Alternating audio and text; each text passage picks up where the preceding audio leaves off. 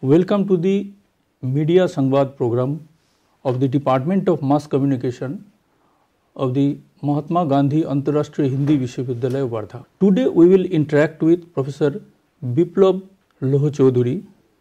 He is currently the professor and head of the Center for Mass Communication and Journalism of Vishwabharati Shantiniketan. He is also the country director of Asian Congress for Media and Communication in India. Sir, welcome to our program. Namaskar. Namaste. Sir, my first question is, do you think that we need to shift from prevailing concepts of media and communication in the new age? Yes, you have asked the right question. We need to actually look into media and communication from the changing reality. This changing reality comes from a great shift in communication behavior of people due to information and communication technology and its concomitant social media and other gadgets. Mass communication, television, radio, newspaper or recorded music or photography, when these are getting produced and then distributed, we find that the producer is at the center and all the audience, all the consumers of these media products are in the periphery. They can give feedback in some media like in television, in radio or even in the later to the editorial page in newspaper. But say out of 1 lakh audience, only 2, 4, 10 or 15 they would be able to do that. But they cannot change the text. They cannot change the visual. So, the feedback is not interactivity. Now, people always have the ambition to liberate themselves with full scope of communication coming out from the restricted potential of mass communication. After 2000, we have seen a sea change in communication behavior. 1997, we have found the first social media site has come, where with family and friends one can interact, the 7 degree. After that, from 2000 onwards, we have found on the wing of World Wide Web and on the platform of new media technology and huge creator audience matchmaking software development, the social media has grown strong. The result is you are neither in the center, you are neither in the periphery. You start sending message, say in WhatsApp group to your all friends.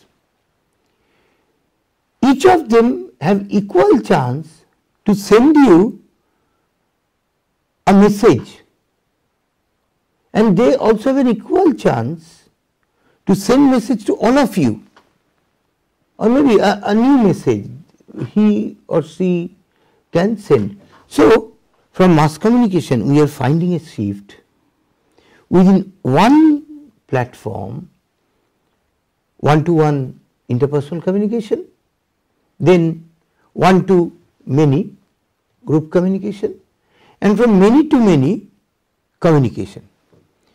This is the issue clincher. This is actually making the shift in the concept of communication and media.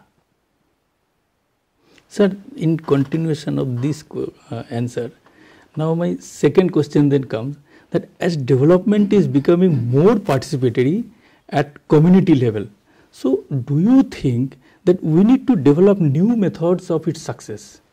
You are right. See, to succeed with development at a community level, say village level, say ward level, what we now require is involving more and more people into decision making, into resource generation, into planning of the development programs, to decide on their priorities and to decide which priorities of them would be really helping the most of the community. Now, if you look into the old methods which emerged in 1980s, 90s, like participatory rural appraisal or rapid rural appraisal, all these has a limitation. The limitation is a man or a group from outside goes, after going to a village or a community, they start discussing with them through different ways about the resources of the community. And then these are being drawn into different diagrams, etc., etc. And they come back, the agency comes back to their own office. There they decide on the basis of their interaction what should be the development inputs being given. So it's an outsider driven development of communities. Now, to make the community drive its own development, which is crucial, you require a team of natural leaders and natural followers within the community. So you require a new method. For the same, an ambitious rural communication project was started in 1998 in Assam University, Silchar. And in that project, we experimented with a new method called Information Gap Elimination Meet Series, in which members from every family of a community are invited. They start discussing about their problems and prospects. What are their resources? And within first 2 to 3 meetings, the team can understand who is a natural leader by their behavioral graph making. Communication behavior graph making, it is done. And who are the followers also? Who is the most respected within the village? Whose words everyone takes into consideration? And then from the fourth meeting, there is planning, what sort of development should be taken, and the resources generated by villagers. If there is some requirement of more, so for that they can go to any small government organization or NGOs. So this method, Information Gap Elimination Meet Series, it works basically by closing the information gap among the villagers themselves with reference to the requirement of the village, resource of the village, and their strength to change themselves. So, sir, then an obvious question will arise, that how do you propose to make use of information for success in participatory development? This question is related to the earlier one. See, why our different programs fail? Look from the family, why there is difference of opinion between the two, the husband and wife? Because they don't have the same information. From different information, they are trying to solve a problem. If they two come together and share all the information, there will be information closure, completeness of information. On the basis of that, if both of them, shedding their ego, take a decision, that will be a better decision. See, with even the 100% information, you cannot have 100% success. But approximating, say, 70%, 80% or 90% success in an activity is very important. Now, in case of a community which is in the path of development or which needs to develop, if members of that community come together, they among themselves talk about a problem, their own perception, differing perceptions about the problem, and the facts which may be sometimes conflicting. You would find at the end of the meeting, we have seen there is a very good amicable solution, a consensus.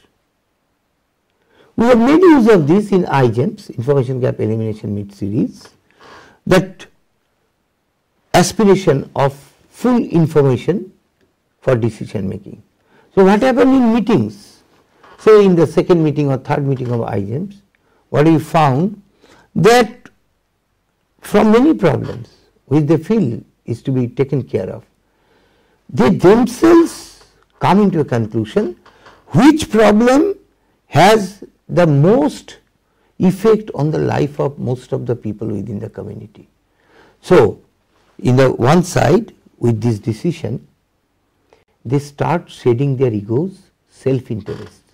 A community can only develop when self-interest goes, community interest, the interest of the marginalized within the community, the more needy in the community comes into prominence.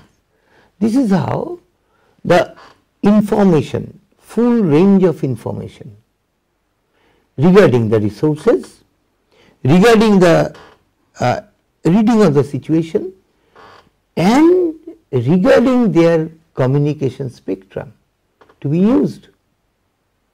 Sir, you all this together representing makes Rabindranath Tagore's University, possible. Vishwabharati Yeah. Shantiniketan, and this is University of Mahatma Gandhi Antarashtriya Hindi Vishwavidyalaya in Wardha, Maharashtra. So both these places are famous for Tagore and Gandhi. So sir, actually, do you feel still that Gandhi and Tagore should be studied for improving communication? Of course, it's a very, very important question. In fact, both these universities should do research on communication Together. aspects of Gandhi and Tagore. In fact, it's happening. It's happening. But I'll tell you about the broad outlines of communication from both of them, which can help in solving many problems of the country. Go for Gandhi. Gandhi was a very important first user of mass line communication. In mass line communication, what happens? The main speaker or the communicator is somewhere. He cannot reach to the farthest audience. So, he has an audience, immediate audience. But this immediate audience has the ability to become next level communicators. Then the first level audience who become immediate communicators, they have another level. In this way, the message of Gandhi was reaching, and it was tremendously helping the freedom fighting in India. The same approach is now made use by the chain marketing companies like Free India and others. Now, Gandhi's second point in communication was also very important. Gandhi had never in his communication made use of any bad word for anyone. So, that is the ethical communication we have to learn. And with that he won. Now, if we look into Tagore, while Gandhi is for persuading people in a chained fashion, in a spreading chain, Tagore was for utilizing all the communication modalities and media within a community. Tagore was among the first in 20th century to make use of communication for ecological improvement.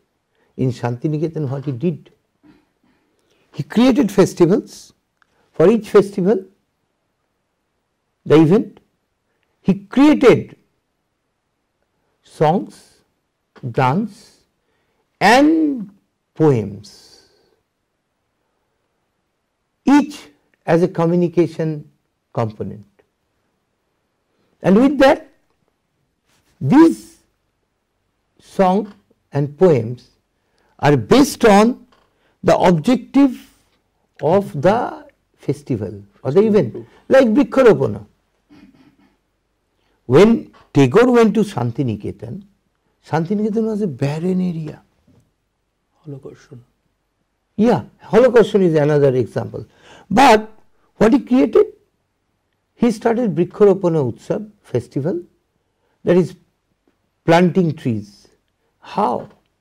He took mantras, hymns from different Upanishads. He created his own songs. He gave tune to all these things by himself or by his great composers and musicians.